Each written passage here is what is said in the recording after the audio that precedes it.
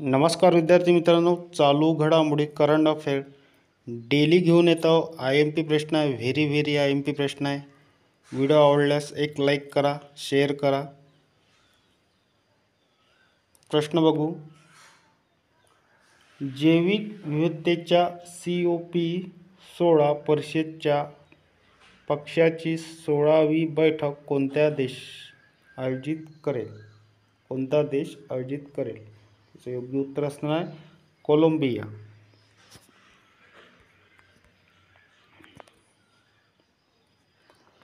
पुढील प्रश्न बघा. कोणत्या राज्य सरकारने 33% सरकारी कंत्राटी नोकऱ्यांना महिलांसाठी राखीव ठेवल्या आहे? त्याचे योग्य उत्तर असणार आहे कर्नाटक राज्य.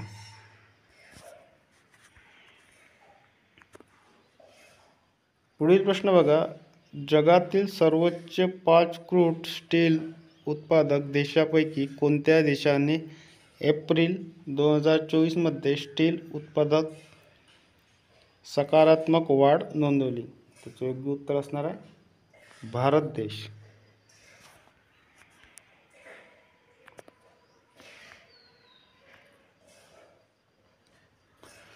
पुढील प्रश्न बघा. भगवान बुद्धाच्या आत्मज्ञानासाठी सिक्कीममध्ये साजऱ्या होणाऱ्या बौद्ध उत्सवाचे नाव काय आहे? त्याचे योग्य उत्तर असणार आहे सागा दावा.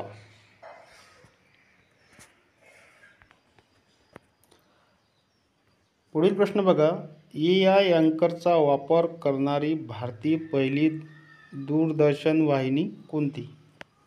त्याचं योग्य उत्तर असणार आहे दूरदर्शन किसान वाहिनी.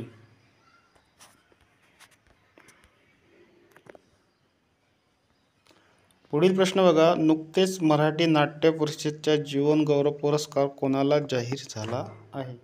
त्याचे योग्य उत्तर असणार आहे अशोक सराफ आणि रोहिणी हट्टिंगड.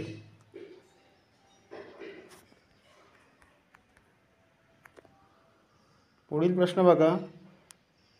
जर्मन लेखिका जेनी एर्पेनब्रेक आणि अनुवाद मायकेल हॉफमॅन यांना कोणत्या कादंबरीसाठी राष्ट्रीय बुकर पुरस्कार मिळालेला आहे?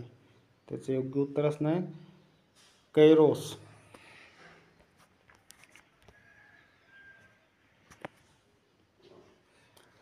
पुढील प्रश्न बघा.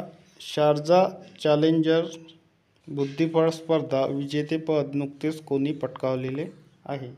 त्याचे योग्य उत्तर असणार आहे दिव्या देशमुख. पुढील प्रश्न बघा. कोणत्या साऊथ अभिनेत्याला अबुधाबी सरकारने UAE गोल्डन व्हिसा दिला आहे? त्याचे योग्य उत्तर असणार आहे रजनीकांत.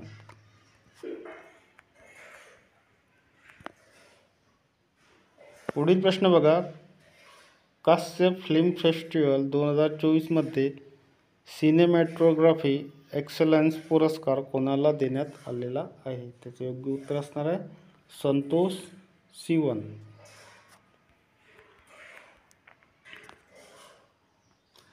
पुढील प्रश्न बघा. इंटरनॅशनल सोलर अलायन्स ISA 99 सदस्य देश कोण बनलेला आहे?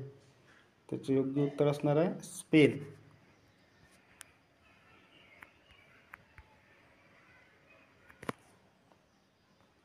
पुढील प्रश्न बघा. खगोलशास्त्रातील प्रतिष्ठित शॉ पुरस्काराने कोणाला सन्मानित करण्यात आलेला आहे?